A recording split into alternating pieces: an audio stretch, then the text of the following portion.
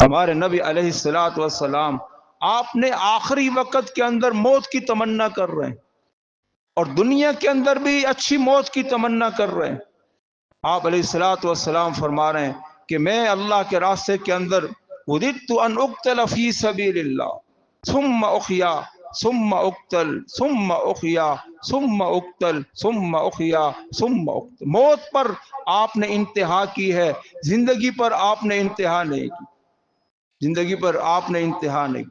اور آخری وقت ہے، اپنے گھر کے اندر ہیں، اور عائشہ رضی اللہ عنہا آپ کی سب سے محبوبہ بیوی، آپ ان کی گود میں آپ کا سر ہے، اور آپ دعا کیا کر رہے ہیں؟